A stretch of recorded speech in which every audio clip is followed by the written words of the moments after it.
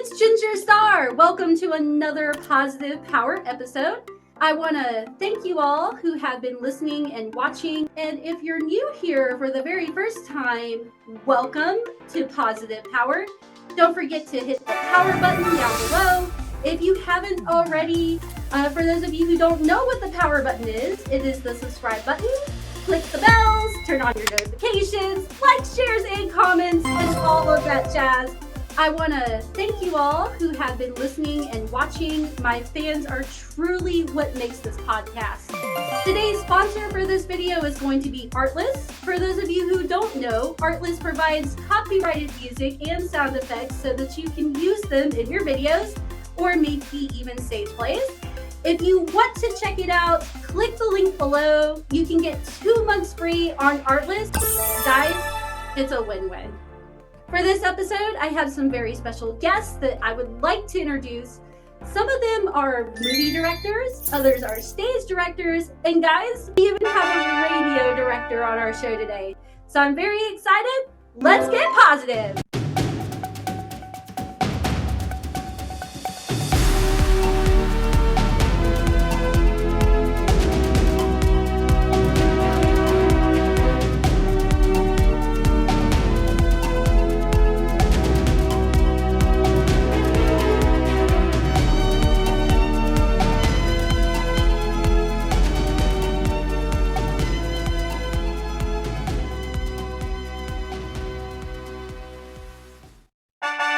For the very first guest, his name is Dan Wolpe.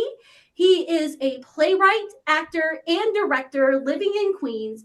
He's written 31 plays that have been produced in Philly, Albany, New York, LA, Austin, Orlando, Boca Raton, West Hampton, and Jerusalem.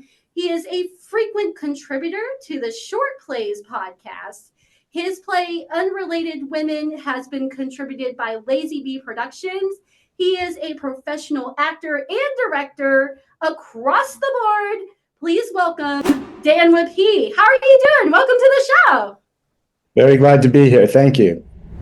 One of the things that we mentioned backstage is that you were part of the Dramatists Guild. Can you tell me a little bit about what that is?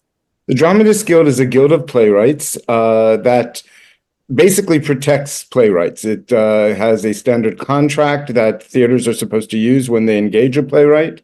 It helps playwrights keep ownership of their work. It also helps playwrights in things. It's like a union, but it's not a union, and it also helps playwrights with things like health insurance, and in case playwrights are in desperate needs, there's an emergency fund to help playwrights, things like that.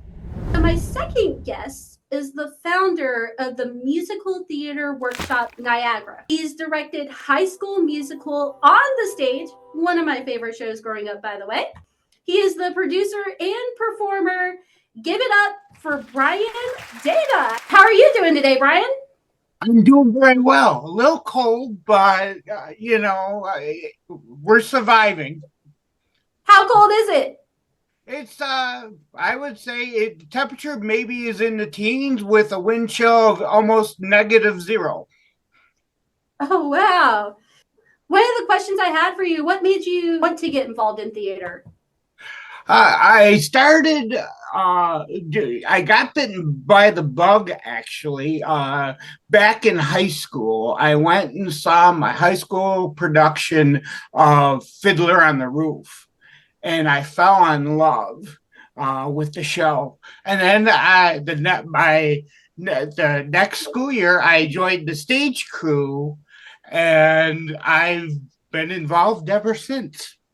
I loved it. I dabbled a little bit in acting, and obviously did the stage crew thing, and directing as well. Oh, wow. That is awesome. That's really cool. So my next guest is no stranger to the director's chair and is excited to be back at the Theater Bristol. She began acting at the age of 7 while receiving her fundamental training at the Warner Theater Center. She has stage play and voiceover experience. She is the voiceover artist that I strive to be. Please welcome to the virtual stage, Melanie Yakins. How are you doing today, Melanie? Hi, I'm doing really well. I'm excited to be here. Yes, and you're an acting coach too? I am. I do a little bit of everything. I act, I direct, I'm an acting coach, and I teach. Oh, so you just kind of like do it all. You're like living my life. You're living my dream life. That's so awesome. Come and join me. It's a lot of fun. And my next guest, he's a very familiar face. We've done a couple of collabs before. He is a big-time director and show host at Kicks 96 Radio. He's interviewed a lot of big-time celebrities. I'm still waiting on those autographs. I'm just saying. And he himself has been involved in stage, movie, and podcast performances, both directing and performing. If you're a fan of country music and villains, this guy will be your favorite cup of tea. He is everyone's favorite voice on the radio. Introducing my good friend, Fletch Brown. How are you, Fletch? I'm good. Thank you for having me. I'm happy to be here. How's everybody? We're good. I'm actually doing very well. Thank you for asking. Very well. Thank you. So the next one is also a very good friend of mine. And I've also performed on a couple of his movies. This guy is the creator of Late Bloomer Studios. He's received multiple honorable mentions in film festivals for his films. And he is a brilliant performer, both in movies and in stage plays. Welcome, my very good friend, Don Grace. How are you today, Don? Well, I'm pretty good. Glad to be here. I was kind of wondering for a minute who you were talking about. You were wondering who I was talking about. Why would you say something like that? You're amazing. Well, thank you. Oh, Oracle has joined us, guys. He is now part of the show. You're late, buddy. What's up? I'm sorry. I had to do young man things, lift some weights, shovel some snow.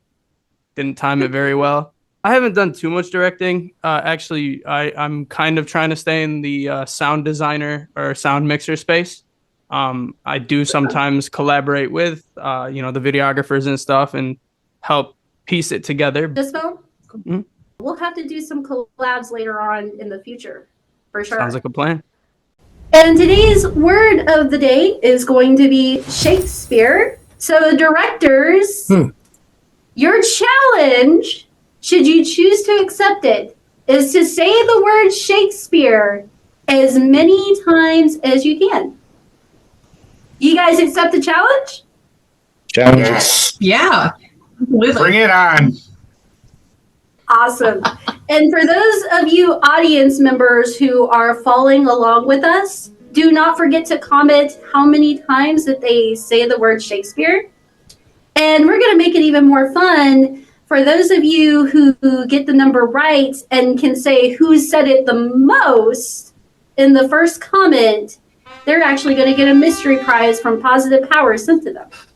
That's really cool. Yes, it is. Yeah, so you guys are going to help out my audience today. They're going to be competing for a prize. I have a little bit of a surprise for the directors. A little bit of a pop quiz just to see how well versed you guys are. Are you guys ready? Yep. Yeah. I guess. I say that nervously. On to the quiz. What is the greatest play that Shakespeare ever wrote? King Lear. Hamlet. Hamlet. Juliet. So the correct answer was Hamlet. Although, fun fact, some people do kind of argue that King Lear was the greatest play ever wrote. Sorry, you've got a King Lear fanatic on here, so I will die on that hill. I'll take nothing from Lear. I will take nothing from Lear. I like Lear. I prefer Hamlet. You know, it's interesting with Shakespeare, there's a lot of personal opinion that comes into it. Like, we can say that Shakespeare's most famous or most popular play is Hamlet, because it likely is. It's the one that everybody has to read. But my personal favorite Shakespeare play is actually The Comedy of Errors. And it is one of the most underrated Shakespeare play of all time. I agree with that. I've taken many classes and about Shakespeare, on Shakespeare. Obviously, like I said, I mentioned Romeo and Juliet, but we've also talked about Macbeth and Midsummer Night's Dream as well. When I was at NYU, my undergraduate degree is in playwriting and screenwriting, and I had a wonderful teacher, Jan Hartman of blessed memory, who taught a class called Shakespeare for Writers. And we analyzed the plays as a playwright, not as actors or directors, but as playwrights. And he would point out how every dilemma that a playwright might get into comes up in Lear, and how Shakespeare settles these dilemmas and what route he takes to, one of the things that he taught, for example, is that Shakespeare has this wonderful quality that you write your characters into a corner, and then what do? Well, Shakespeare realized that the first thing you do is you have the character say, I'm in a corner, what should I do? And Lear is filled with moments like that, and that's why I think it's such a brilliantly written play. You guys will have to, maybe we can have a separate podcast where we can debate which play is better, like Hamlet versus King Lear. That one's going to go on for several seasons. We'll have to start with the tragedies, then we can do the comedies, and then the histories. But yeah, that one's going to go on for a while.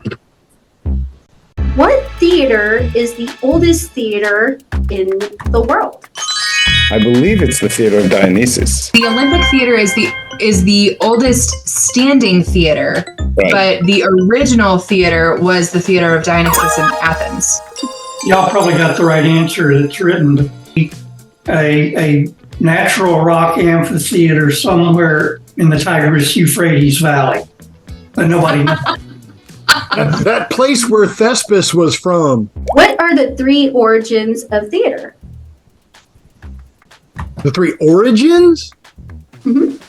You're talking about the intellectual origins, like dance, maybe storytelling, that kind of thing. Yes, and actually, storytelling is one of the answers. Oh, wow, we're getting meta. Yeah. So the correct answers were storytelling, imitation, and ritual. Oh, of course. Okay, I vaguely remember that, but we're talking my first year acting one class. Yeah. Long time ago. That was a very long time ago. What year was the very first movie produced, and what was the name of that movie? Oh, gosh. Wasn't that Edison? The first movie was made in 1896, but unfortunately, the first movie projector wasn't made until 1898. So it was 2 years before they knew what it was about. So the first movie was produced in 1888, and it was called The Round Hay Garden Scene. Is anybody familiar with that? I've never heard of that. Around a garden, what? The Round Hay Garden Scene. Never heard of it. I'm going to have to look that up. In 1937, Disney's first animation with color was produced. What was the name of that film? White and the Seven Dwarfs. Fantasia. Flowers and trees. It was Snow White, wasn't it? Yes, it was Snow White and the Seven. Don, didn't you say Snow White? Yeah. Okay. Yes, yeah, that was my answer. I believed it was Snow White, yeah. Where was the very first commercial radio station broadcasted at, and what year was it broadcasted? Detroit in 1922, 21 or 22. I actually have it listed in Pittsburgh. Pittsburgh. In 1920. That's it. Because we just hit It was Pittsburgh. You're right. It wasn't Detroit. I was thinking, okay, Pittsburgh, Detroit, Philadelphia, New York, and I went with Detroit. But you're right. It was Pittsburgh, but it was 1922, wasn't it? Or 21? 1920. 20. Because we just hit our centennial. And I think what happened was we hit our centennial the exact same time the pandemic hit, and everything blew up. So, but I did know that. But I was like, oh, what year was that? I knew we just hit 100. We just hit 100. So, yep. What year was the Broadway production of Annie first released? 1977. That is correct. Wow. You got that right.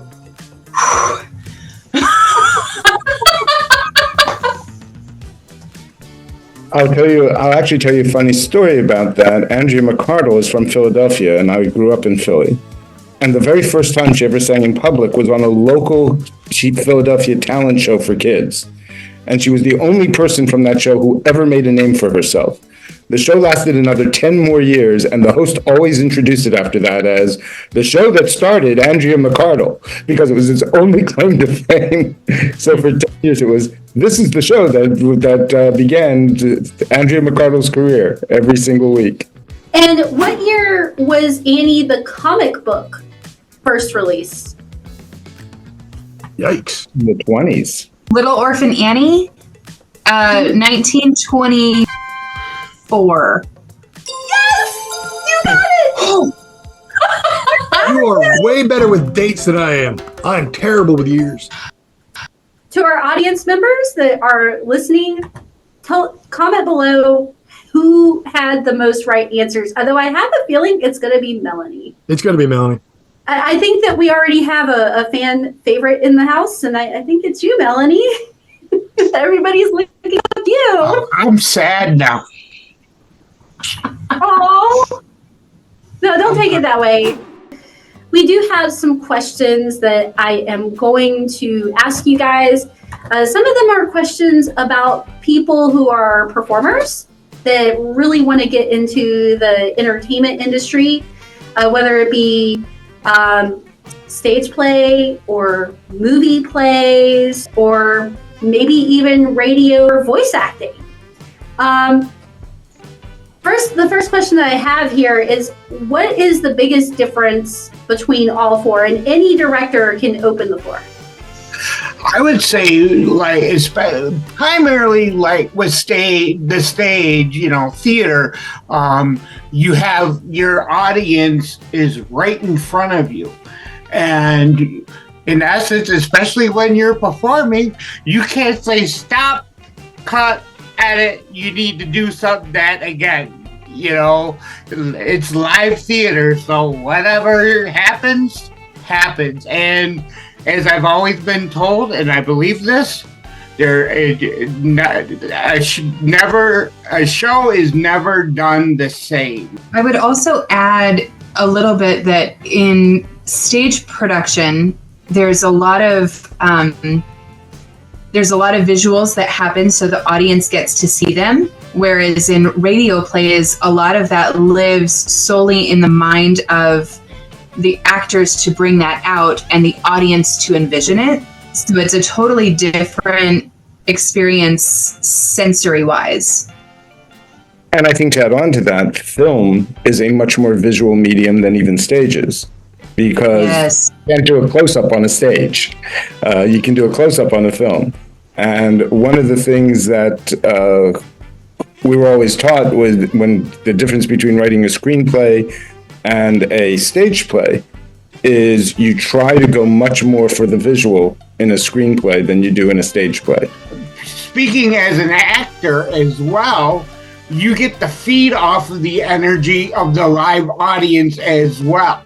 Whereas in a radio or a movie or anything like that, there's no real live audience to really feed off of, so you don't know how that audience member is really responding to what they're hearing or seeing.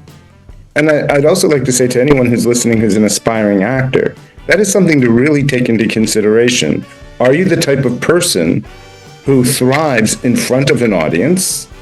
Or, I have friends who are film actors who can't understand why I do theater. Your audience is right there. It's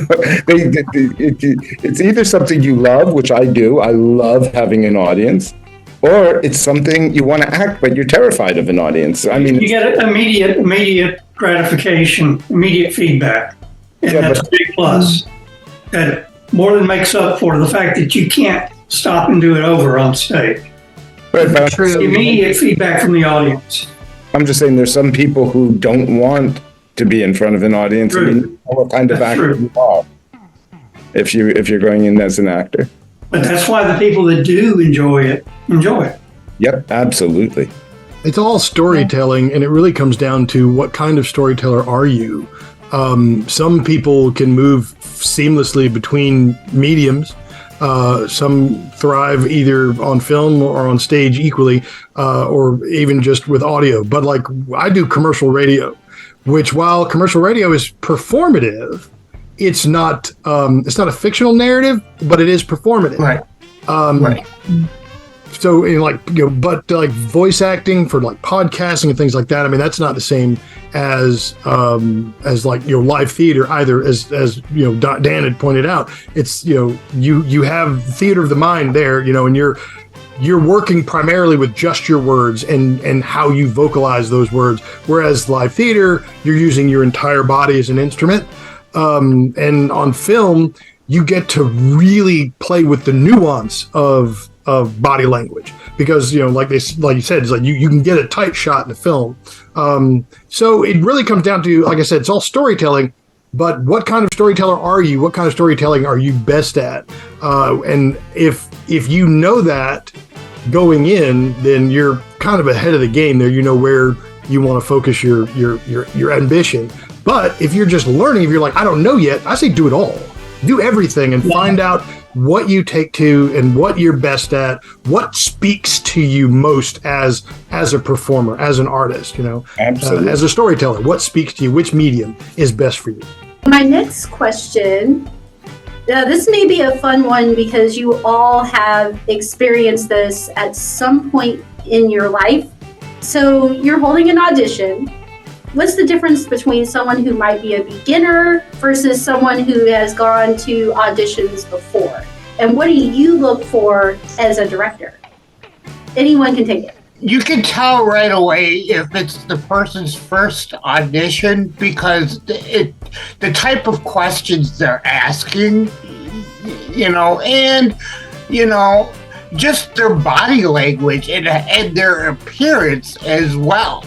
And that's a big thing that I look for when I'm holding, as a director, when I'm holding an audition. How is the person dressed? How do they carry themselves? And really, how do they talk? And I mean, are they confident in their words and really know what they're saying? I personally don't think. I mean, when I'm directing, and I direct on the community level, I don't direct professionally stage. What I'm looking for is somebody who comes in with an idea of what it is they're being asked to do before they get up there and do it. And it doesn't matter if you've been doing it for 30 years or if this is the first time. Anytime you're going to do a thing, you need to know what that thing is before you do it. So any of those questions, like Brian said, is like, what kind of questions are they asking? I'm like, well, are they asking me those questions right now when I'm expecting them to audition, or are they asking me those questions in the days leading up to the audition? Like, Correct. What is a cold read? What does that mean? I need to know that they have that question before they show up to audition. Once you show up to audition, if you already know what you're being asked to do, you're going to do it as well as you can do that thing. You're going to, and you get better with time. But like, for example, if somebody who's going into film acting or television acting now, they may get a request for what's called a self-tape, and I'm sure that many of you here know what self-tape is. Well, I know a lot of actors who are primarily theater actors who are young and moving towards that direction. They're like, I've never done a self-tape before, and I'm like, oh, great! You need to find someone who has. The internet is a great resource. Get on and find out there are some great free now guides that'll tell you, it's like, hey, this is the beginning and the end of the self-tape process. This is what you need to know, what you should do to put your best foot forward before you do your self-tape and send it to a casting director or whoever's going to see it. So when it comes for me, if you put a person on stage in front of me who's going to audition, I don't care if it's the first time they've ever done it or if they've been doing it for 30 years. If they get up there and they're showing me that they already have an idea of what it is they're being asked to do before they do it, those are already points in their favor. All right, that's actually a good point. All that's left is the performance. Yeah, I mean, I've seen a few different people get up and try out for something like that, and it just, like, when they're not prepared like that, it just doesn't look good. It really doesn't, and it shows like how serious they're taking. If they don't take that seriously, are they going to take anything that they do on your set seriously at all? Good point. Absolutely. Yeah, couldn't agree more. Absolutely. I'm with Fletch. I direct primarily on a community stage. And it's interesting. There are some folks who audition poorly, and it doesn't matter how long they've been doing it or how many times I've seen them audition. They're nervous. They don't feel like they're prepared, even though they are. And I've gotten to a point where I extend an awful lot of grace to actors and performers in general for how they present themselves. And what I'm looking for is, are they willing to take risks? Are they willing to do something different than everybody else? Are they bringing something unique to this audition process? You know, if it's the 50 bazillionth time I have heard somebody sing on my own or heard the same monologue over and over and over again from this super popular monologues book, I'm not as interested in seeing another rendition of that. I want something unique. I want them to bring something fresh. If we're doing a cold read, are they willing to do something memorable as opposed to what is anticipated or what somebody else just did 5 minutes ago? And having the confidence to do that, because those are the people I'm excited to work with. Because What I really want is somebody to expand the vision I have of the show that we're doing and say, you know what, maybe I think about it this way. And if you have the confidence to step up, to do something completely different and not be bashful about it, that's the kind of person I'm really interested in working with, partially because coming from the education side, I can work with people who aren't afraid to do something crazy. I can work with people who are uninhibited and kind of help to mold that and be like, okay, this is the right direction. This is where we're going. Try it a different way. Look at it a different way. Give me a funny face or a funny voice and just do something different to keep them in that uninhibited space. And that allows them to, A, have a great response in the audition, which helps to build confidence. B, says, oh, well, that was fun. And that's what I'm really looking to do with the audition experience as an overall. I don't want somebody to come in super polished and say, here's my resume, here's my song, let me belt it out for you. It was technically perfect, but boring. And I'm like, that's what I'm going to have to work with on set for the next 6 to 10 weeks, plus performances. Right. I'd like to piggyback on that statement because I think you raised something really important. A lot of non-theater people believe that the job of the director is to tell the actor what to do. No good director tells an actor what to do, and no good actor will put up with the director telling them what to do. The job of the actor is to interpret the role that they have been cast in.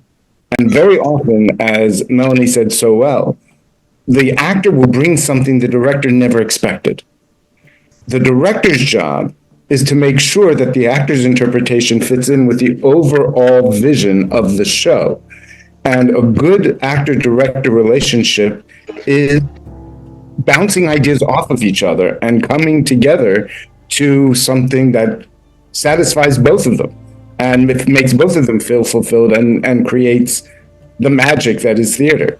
And when I'm auditioning, I'm looking for an actor. I'm not looking for an automaton. I'm looking for an actor. I'm looking for someone who understands what the part is about, is going to bring me something I didn't see myself. I make this joke, but it's not completely a joke. I do a one-man show where I'm the actor, writer, and director, and I often say the actor, writer, and director have completely different ideas of who the character is. It's true. It very much can be, yeah. And through that's how theater's created, through collaboration, sometimes through butting heads in a respectful manner, but really by everybody offering their perspective and their interpretation.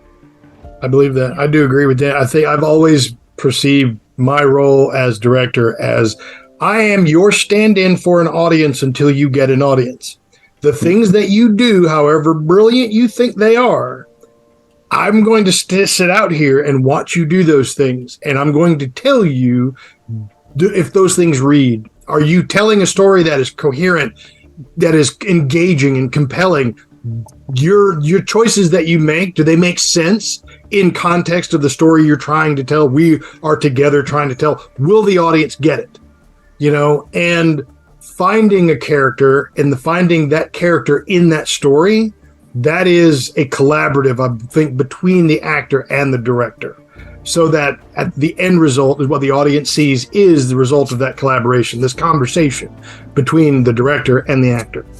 What would you guys say are similarities between voice acting, podcast, radio, movie, and stage play productions?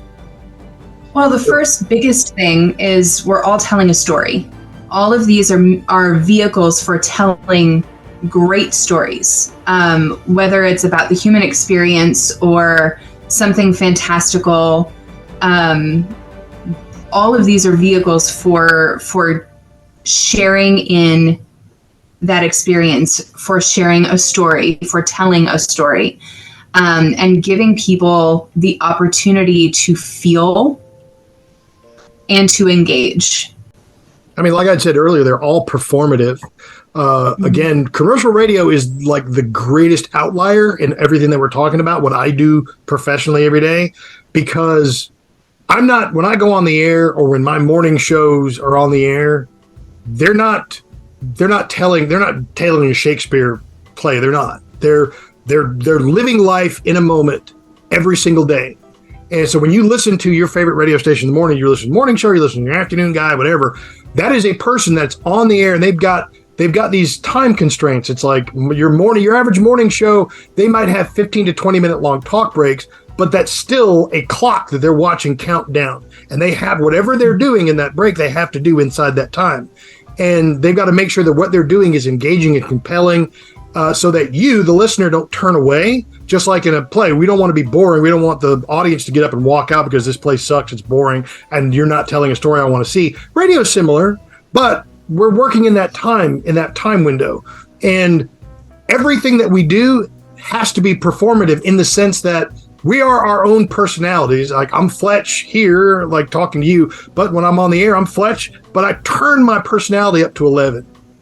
Right? I get that performative element, what people call the DJ voice. Like, hey, you're listening to Kicks on 96, that kind of thing. Yes, it's performative. It's not necessarily meant to be cheesy, and it doesn't sound like it in the moment, but it is very, very performative. So the similarity is just all of us, regardless of the medium, whether you're talking about film, television, stage, podcasting, radio, all of us are trying to engage with an audience.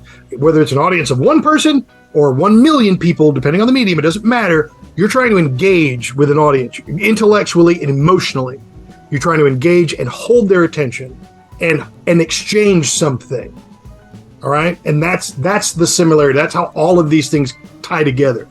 All right. Is the attempt to exchange something, make a connection. I think another similarity, and Fletch, I don't know as much about radio as I do the others, so if I'm wrong about this, you'll let me know.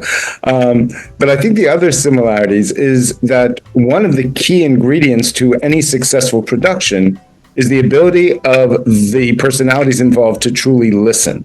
Like Melanie, I have taught kids theater, and I think you'll agree with me, Melanie, that one of the things that I kept having to remind kids is, you know the line the other person's about to say to you, but your character doesn't.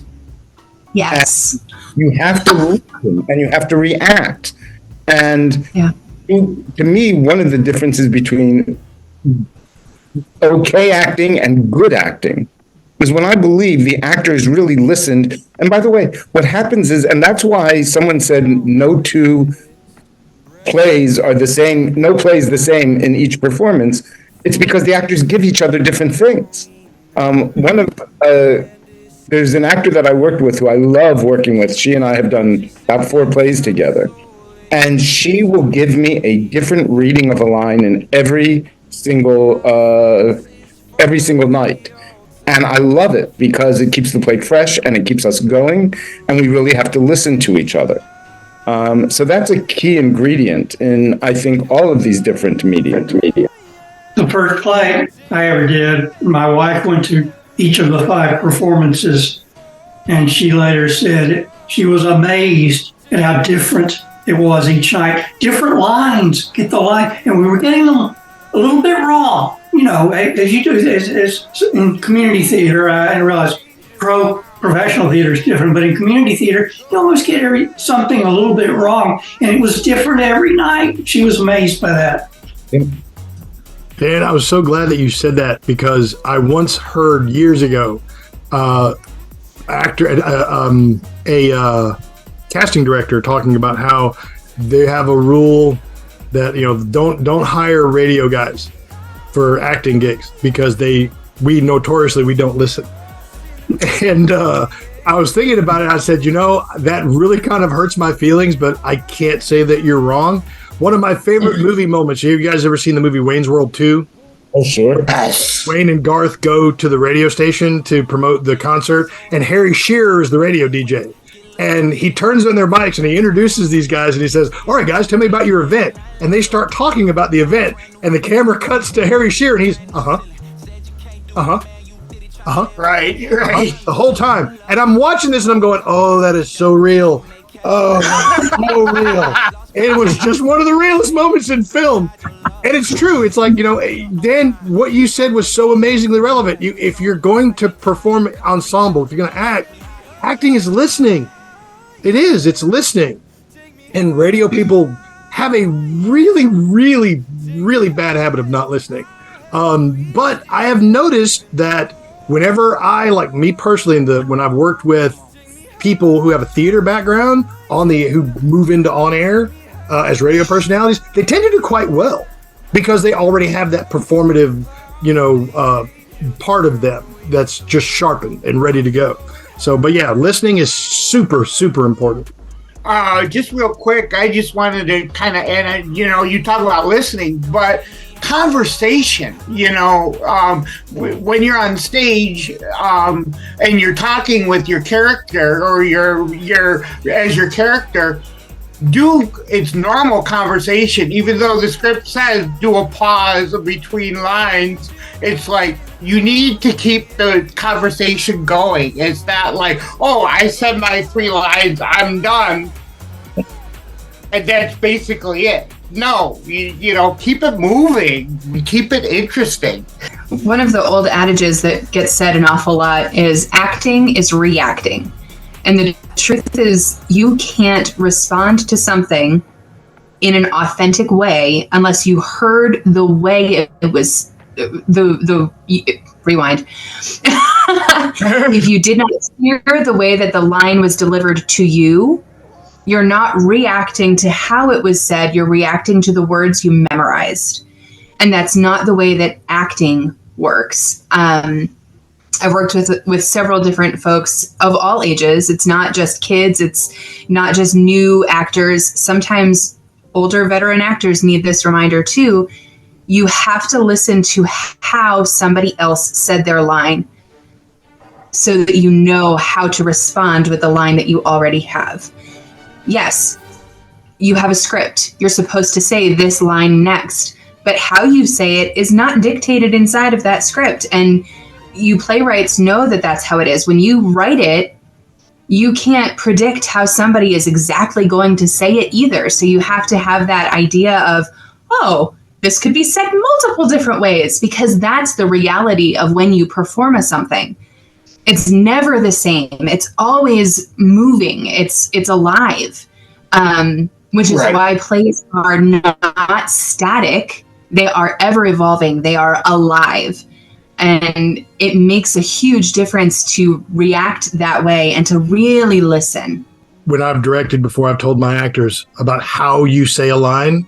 It matters. And how all the different ways that you can say a line.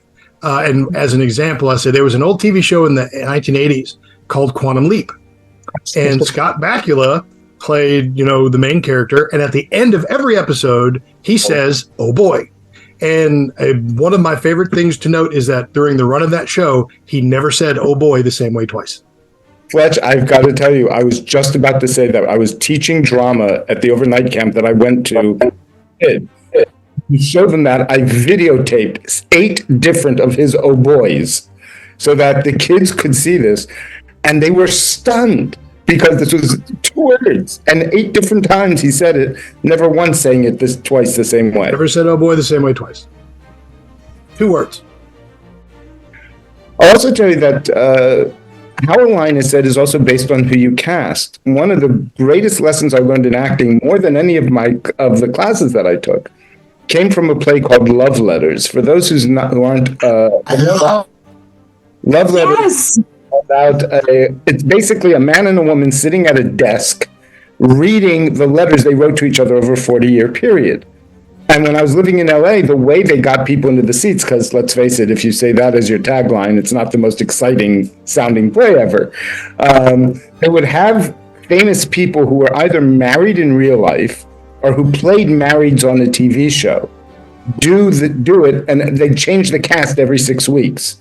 So you might see, Robert Reed and Florence Henderson one week, and then someone else the next week.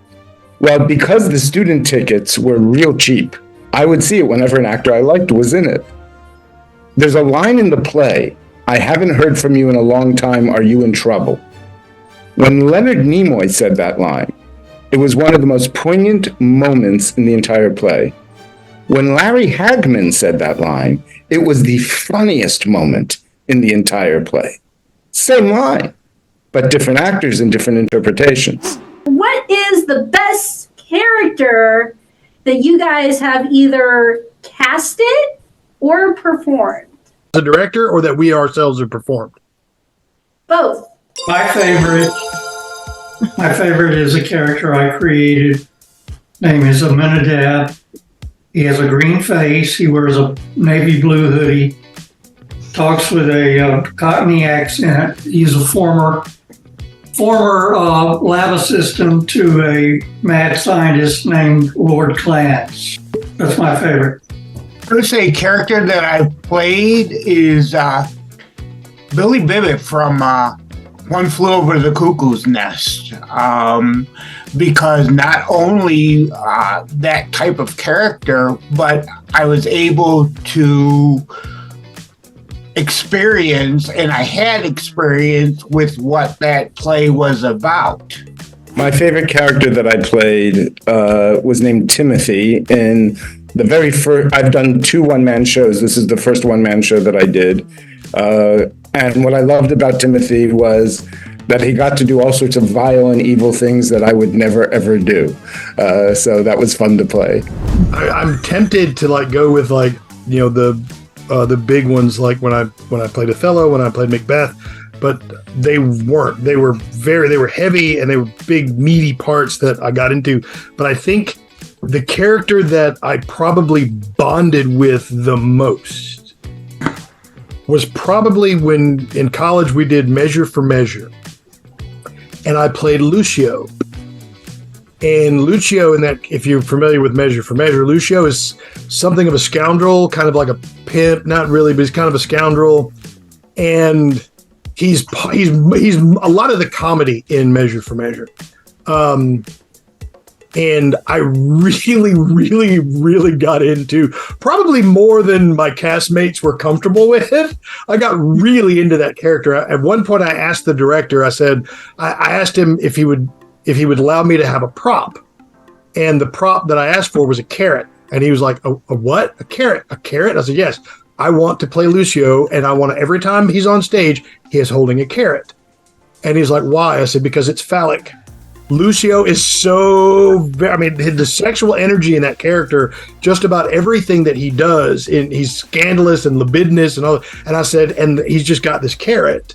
And he let me play with this carrot, and I used it. I mean, in every scene in my cast. I mean, I really felt like it elevated my performance as Lucio, and my castmates were. I think at first they were kind of uncomfortable, but then they kind of got, okay, I see where this is going. Oh, and 12th Night was also a play by Shakespeare. Another one that would come close. You mentioned Hamlet. I did a production of Rosencrantz and Guildenstern Are Dead, where I played the lead player. And one of the most fascinating characters I've ever played was that one. I mean, as far as just digging into what this character represents in the narrative, that was a lot of fun. So this one was a really hard question, because for casting, I'll start with that one because it's a little easier. One of my favorite roles to have cast was the role of Maria Morelli in Lend Me a Tenor. Adorable comedy by Ken Ludwig. We had so much fun with this. The woman that I cast, by far, like, I will never see another version of this show where I'm not like, Carrie did it better.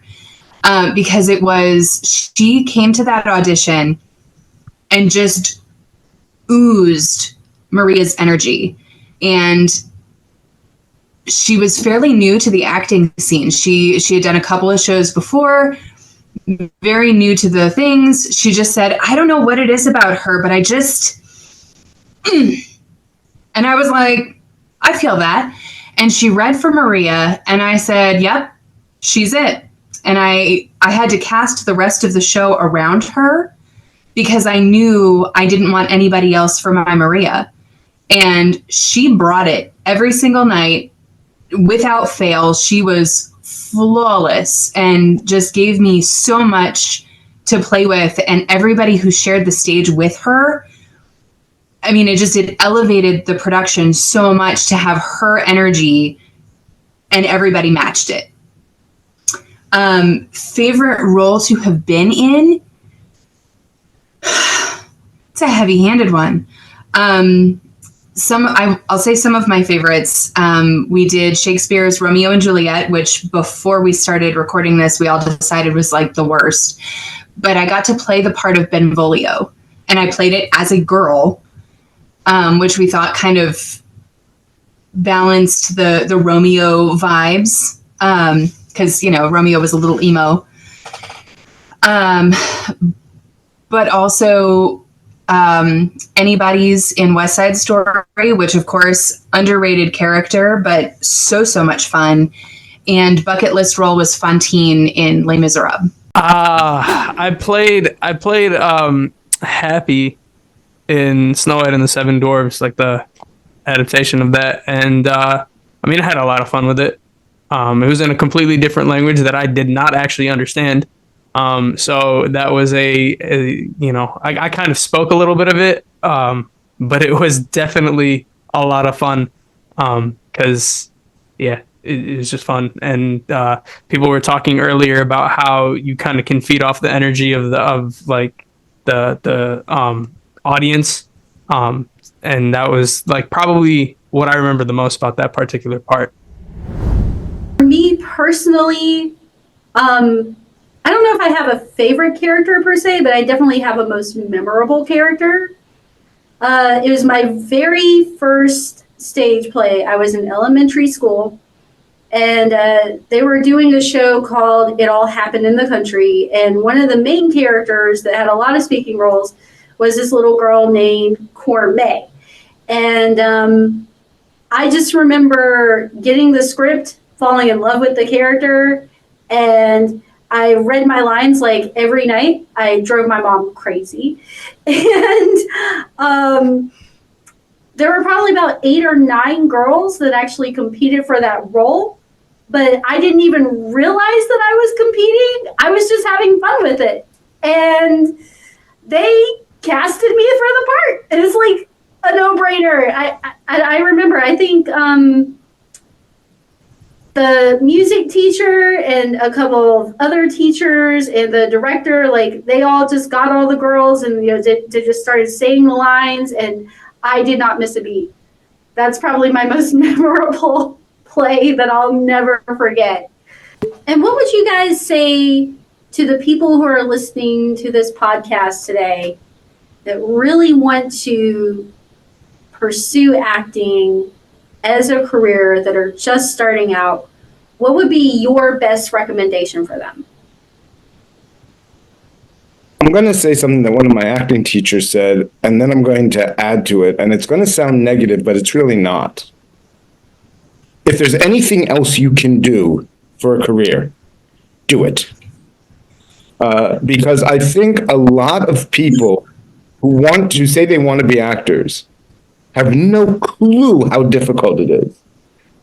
And the other thing for any actors out there, if you are going into acting because you want to be a star, you will never be an actor.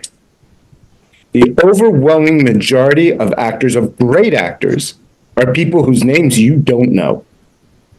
And if you want to act because you love the art of acting, because it fills your soul, and because it is who you are, then God bless you and go out and do your best. But if that's not who you are, don't become an actor. I could not add a single word better. Dan, That's you it. nailed it. Yes. Mm-hmm.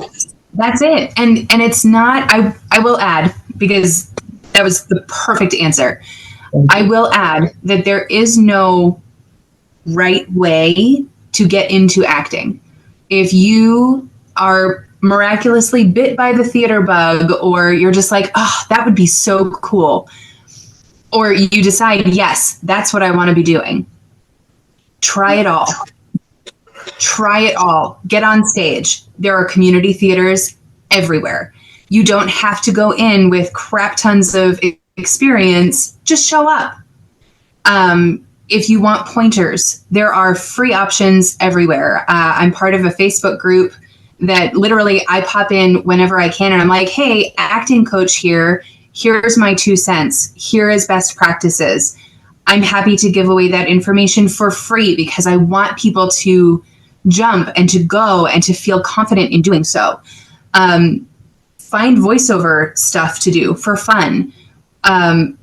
Audition for commercials. There's postings everywhere for people that are like, we need extra bodies. Do it. Just go. Just do it. Create cool stuff. And if you think of something more exciting or something you'd rather be doing, do it. Don't be an actor. If that's not the goal, don't do it. Don't let anybody tell you you can't do it. Exactly. And one other thing, not only audition for as much as you can, see as much as you can. See as many plays, as many movies, as many whatevers as you possibly can, and watch the other actors. See what they do, see what choices they make, see how they choose to interpret things. Because one of the great ways of deciding what kind of actor you are is by looking at other actors and deciding what you like and what you don't like about the way they perform. One of the things that really struck me recently was just a question someone had asked me, and it was simply like, they were saying to me, why are you expecting someone else to understand a vision that only you can see? And, you should just keep that in mind. It's like, you can tell everyone and anyone, yeah, I'm the next Michael Jackson, I'm the next whatever, but they can't see it because it was for you, I think the biggest advice I can give is don't be bashful. Right. Do something creative and let it feed your soul. And if it's not feeding your soul, that's not the right creative outlet for you. But once you find it, all bets are off. Do the awesomeness. If you don't succeed, try again. if you really want to try acting, try it, and just give it a shot and see how you can take it and see how you feel about it. And remember that every single actor who's ever acted has been rejected. Oh yeah. And don't let rejection be what gets you to stop. If this is what you really want, just keep going until you find the right part. And that rejection is not personal. The same casting director who rejects you for one role might cast you for another role. Rejection is not personal. Celebrate the rejections. It's a thing. Celebrate the rejections. Learn from them too. Yep. Mm-hmm. Yeah. All right. So if that is all, I just want to take a moment and just thank all of you for joining the podcast today. It's been very interesting learning from people who have done different forms of acting and directing. So thank you guys so much for your own interpretations. Guys, do not forget to comment below how many times that they use the word Shakespeare. My money is on Melanie. I'm just saying. But yes, so do not forget to count how many times that we use the word. And as always, guys, Stay Positive. Positive.